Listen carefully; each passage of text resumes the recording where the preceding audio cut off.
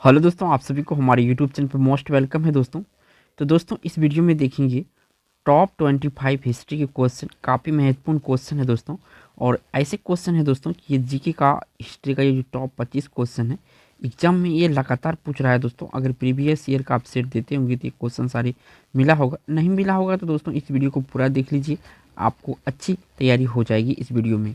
तो चलते हैं, पहला क्वेश्चन से स्टार्ट करते हैं। पहला क्वेश्चन यहाँ पे पूछा गया है दोस्तों कि अलीगढ़ मुस्लिम विश्वविद्यालय के संस्थापक कौन थे। तो देखिए, अलीगढ़ मुस्लिम विश्वविद्यालय के यहाँ पे संस्थापक पूछा है, तो आपको बताना है यहाँ पर सर सैयद अहमद। कौन है? सर सैयद अहमद है। यानी कि इस क्वेश्चन का जो राइट आंसर है यहाँ से बी ऑप्शन करेक्ट हो जाएगा, यानी बी ऑप्शन यहाँ पे सही है। चलिए अगला क्वेश्चन पर चलते हैं। अगला क्वेश्चन ये रहा आपका 2 नंबर का। यहाँ से पूछा गया है दोस्तों कि आर्य शब्द का शाब्दिक अर्थ क्या है। जो आर्य शब्द का है अर्थ क्या होता है, तो इसका अर्थ होता है योद्धा। क्या होता है आपको याद रखना है, योद्धा होता है इसका अर्थ, ठीक है ना। यानी इस क्वेश्चन का राइट आंसर यहाँ से डी ऑप्शन सही है। चलिए अगला क्वेश्चन पर बढ़ते हैं। अगला क्वेश्चन ये रहा आपका 3 नंबर का। काफ़ी महत्वपूर्ण क्वेश्चन है ये भी। ऋग्वेदिक आर्यों का मुख्य व्यवसाय क्या था। ऋग्वेदिक आर्यों का मुख्य व्यवसाय क्या था। तो ऋग्वेदिक आर्यों का जो मुख्य व्यवसाय था ये था पशुपालन। क्या था? पशुपालन था। काफ़ी महत्वपूर्ण क्वेश्चन है, याद रखिएगा। पशुपालन था ऋग्वेदिक आर्यों का मुख्य व्यवसाय, यानी बी ऑप्शन यहाँ पे सही हो जाएगा। चलिए अगला क्वेश्चन पर चलते हैं। अगला क्वेश्चन ये रहा आपका 4 नंबर का, और यहाँ से पूछा गया है आपसे वैदिक धर्म का मुख्य लक्षण इनमें से किसकी उपासना थी। वैदिक धर्म का मुख्य लक्षण इनमें से किसकी उपासना थी। तो आपको याद रखना है यहाँ पर प्रकृति। ये लोग प्रकृति को जो है पूजा करते थे, यानी उपासना करते थे। यही पूछा गया है इस सवाल में। बी ऑप्शन यहाँ पे करेक्ट है। चलिए अगला क्वेश्चन पर चलते हैं। अगला क्वेश्चन ये रहा आपका 5 नंबर का, और यहाँ से पूछा गया है कि प्राचीन भारत में निष्क नाम से जाने जाते थे। प्राचीन भारत में निष्क नाम से जाने जाते थे, तो कौन जाने जाते थे? स्वर्ण आभूषण जो है दोस्तों, इसको निष्क कहा जाता था प्राचीन भारत में। क्या कहा जाता था? निष्क, यानी बी ऑप्शन यहाँ पे सही है। याद रखिएगा, काफ़ी महत्वपूर्ण क्वेश्चन है। अभी तक हमारे वीडियो को लाइक नहीं किए हैं तो एक लाइक जरूर कर दीजिएगा दोस्तों। और चैनल पर अगर पहली बार विजिट किए हैं, आए हैं हमारे वीडियो के माध्यम से, तो इस चैनल को सब्सक्राइब कर लीजिएगा। यहाँ पे डेली आपको नॉलेजेबल वीडियो मिलता रहता है। चलिए अगला क्वेश्चन पर चलते हैं। अगला क्वेश्चन ये रहा आपका 6 नंबर का, और यहाँ से पूछा गया है कि आरंभिक वैदिक साहित्य में सर्वाधिक वर्णित नदी है।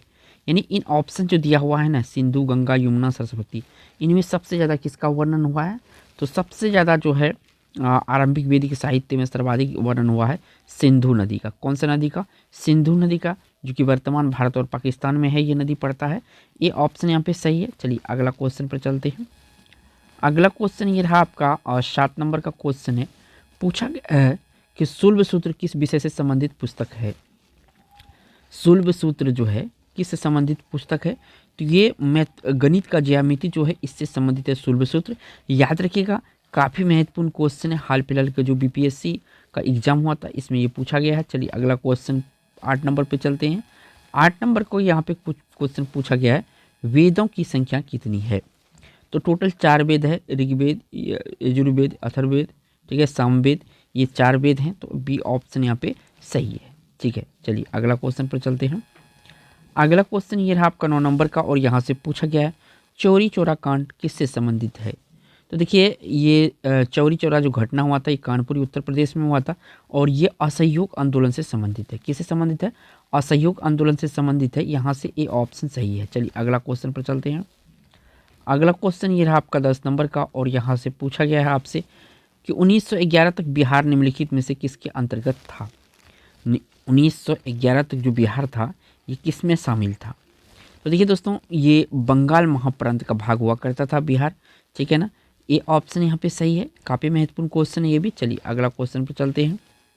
अगला क्वेश्चन ये रहा है 11 नंबर का, और यहाँ से पूछा गया है दोस्तों आपसे कि ब्रिटिश सरकार ने बंगाल विभाजन को प्रत्याशित किस वर्ष किया था। प्रतिशहरित किस वर्ष किया था ब्रिटिश सरकार ने बंगाल विभाजन को? तो ये किया था 1900, कब किया था? 1919 में। कब? 1919 में किया था। ये ऑप्शन यहाँ पे सही है। चलिए अगला क्वेश्चन पर चलते हैं। अगला क्वेश्चन ये रहा, काफ़ी महत्वपूर्ण क्वेश्चन है। थोड़ा सा मैं इसको छोटा कर देता हूँ। तो ये क्वेश्चन में पूछा गया कि जालियांवाला बाग हत्याकांड के लिए कौन सा जनरल उत्तरदायी था या जिम्मेदार थे। इसी के कारण से यहाँ पे नरसंहार हुआ था। इन्होंने गोली चलाने का ऑर्डर दिया था। आप सभी को पता हो कि जालियांवाला बाग जो है कि पंजाब में अमृतसर में है और 1919 में हुआ था ये घटना। तो इसमें जनरल डायर जो है इन्हीं के पूरा इन्हीं का योगदान था कि इतना बड़ा घटना हुआ था भारत में और बहुत बड़ा नरसंहार हुआ था। सी ऑप्शन यहाँ पे सही है। चलिए अगला क्वेश्चन पर चलते हैं। अगला क्वेश्चन ये रहा 13 नंबर का, काफ़ी महत्वपूर्ण क्वेश्चन है कि भारत में अंग्रेजी शिक्षा की शुरुआत किसने की थी। भारत में अंग्रेजी शिक्षा की शुरुआत किसने की थी। 4 यहाँ पे ऑप्शन दिया हुआ है, इन्हीं में एक ऑप्शन जो मेकाले है इस क्वेश्चन का राइट आंसर है। अंग्रेजी शिक्षा का शुरुआत अगर क्या पूछे तो आपको बताना मेकाले। चलिए अगला क्वेश्चन पर चलते हैं। अगला क्वेश्चन ये रहा 14 नंबर का और यहाँ से पूछा गया है लेनिन ने नई आर्थिक नीति की घोषणा कब की।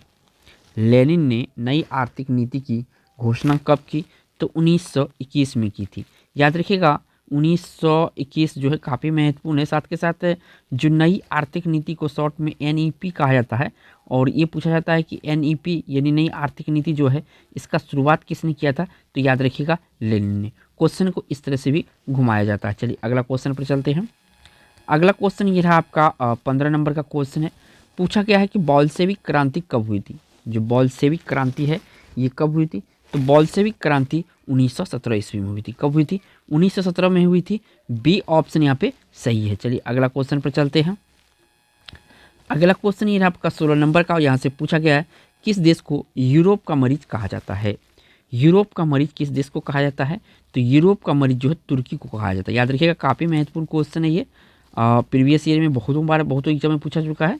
डी ऑप्शन सही है। चलिए अगला क्वेश्चन पर चलते हैं। अगला क्वेश्चन ये रहा दोस्तों 17 नंबर का।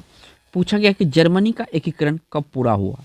जर्मनी का एकीकरण कब पूरा हुआ था, तो जर्मनी का एकीकरण जो पूरा हुआ था ये 1871 में हुआ था। कब हुआ था, 1871 में जर्मनी का एकीकरण पूरा हुआ था। यानी डी ऑप्शन यहाँ पे सही है। चलिए अगला क्वेश्चन पर चलते हैं। देखिए अगला क्वेश्चन काफ़ी महत्वपूर्ण है और मुगल वंश का क्वेश्चन है कि मुगल वंश की स्थापना भारत में कब हुई थी। तो ये याद रखिएगा दोस्तों कि 1526 में पानीपत की पहली लड़ाई, इसको पानीपत की पहली लड़ाई के नाम से भी जाना जाता है। ठीक है ना, पहली लड़ाई है पानीपत की। और ये जो लड़ा गया था, एक तरफ था दोस्तों लोदी वंश का शासक जो था इब्राहिम लोदी था और दूसरा जो था इसमें बाबर था। बाबर जो है इसमें जीत हासिल किया था। इसके बाद यहाँ पे भारत में जो है मुगलों की नींव पड़ गई थी। सी ऑप्शन सही है। चलिए अगला क्वेश्चन चलते हैं। अगला क्वेश्चन ये रहा आपका 9 नंबर का और यहाँ से पूछा गया है कि भारत की प्रथम पूर्णतः रंगीन फिल्म कौन सी थी। तो देखिए पूर्णतः यहाँ पे पूछा है तो आपको बताना है झांसी की रानी। यहाँ पे पूछा है पूर्णतः, ठीक है ना। तो पूर्णतः जो है ये रंगीन था। सिर्फ अगर रंगीन पूछे तो आलम आरा होता और मुख्य फिल्म पूछता तो यहाँ पे राजा हरिश्चंद्र होता, लेकिन यहाँ पे पूछा पूर्णतः तो झांसी की रानी इस क्वेश्चन का राइट आंसर होगा, डी ऑप्शन। चलिए अगला क्वेश्चन पर चलते हैं। अगला क्वेश्चन ये रहा काफ़ी महत्वपूर्ण क्वेश्चन है 20 नंबर का। पूछा गया है कि वियना सम्मेलन कब हुआ था। जो वियना सम्मेलन ऑस्ट्रिया में है वियना, याद रखिएगा। तो ये 1815 ईस्वी में हुआ था। एकदम याद रखिएगा इस क्वेश्चन को, क्योंकि ईस्वी वाला क्वेश्चन जो होता है एग्जाम में आजकल के 100 नंबर में आपका 6 हिस्ट्री में क्वेश्चन जो करता है ईस्वी से करता है, 6 से 5। ठीक है, तो 1815 में इन्होंने वियना सम्मेलन हुआ था। चलिए अगला क्वेश्चन पर चलते हैं। अगला क्वेश्चन ये रहा दोस्तों और 21 नंबर का क्वेश्चन है। पूछा गया कि विख्यात सोमनाथ मंदिर को किसने नष्ट किया था। तो देखिए महमूद गजनवी, ठीक है, या सुल्तान महमूद गजनवी इसी का नाम है। देखिए ऑप्शन में कभी कभी आपको महमूद गजनवी दिया हो रहा तो वही ऑप्शन होगा। यहाँ पे सुल्तान महमूद है उसी का नाम है, तो बी ऑप्शन यहाँ पे सही है। चलिए अगला क्वेश्चन पर चलते हैं। अगला क्वेश्चन ये रहा आपका 22 नंबर का और यहाँ से पूछा गया है कि प्रथम भारतीय साम्राज्य स्थापित किया गया था, किसके द्वारा किया गया था। तो प्रथम भारतीय साम्राज्य जो स्थापित किया गया था चंद्रगुप्त मौर्य के द्वारा किया गया था। ये मौर्य वंश का काफी प्रतापी शासक था दोस्तों, याद रखिएगा चंद्रगुप्त मौर्य किया था, डी ऑप्शन सही है। चलिए अगला क्वेश्चन पर चलते हैं। अगला क्वेश्चन काफी महत्वपूर्ण है। टीपू सुल्तान कहाँ का शासक था। हैदर अली का बेटा था टीपू सुल्तान, ठीक है ना। ये 4 युद्ध लड़े थे दोनों बाप बेटा, काफी महत्वपूर्ण है। तो ये मैसूर से थे, ये कौन से मैसूर से थे और हैदर अली का बेटा था ये, ठीक है। चलिए अगला क्वेश्चन पर चलते हैं। अगला क्वेश्चन ये आपका 24 नंबर का और यहाँ से पूछा गया है कि निम्नलिखित में से किसने इबादत खाना बनाया। तो इबादत खाना जो बनाया था दोस्तों अकबर बनाया था। मुगल साम्राज्य का ये शासक था अकबर, मुगल सम्राट था ये, ठीक है। ए ऑप्शन यहाँ पे सही है। चलिएगा दोस्तों और इस वीडियो का लास्ट क्वेश्चन काफ़ी महत्वपूर्ण क्वेश्चन मैं करवाया हूँ इस वीडियो के माध्यम से।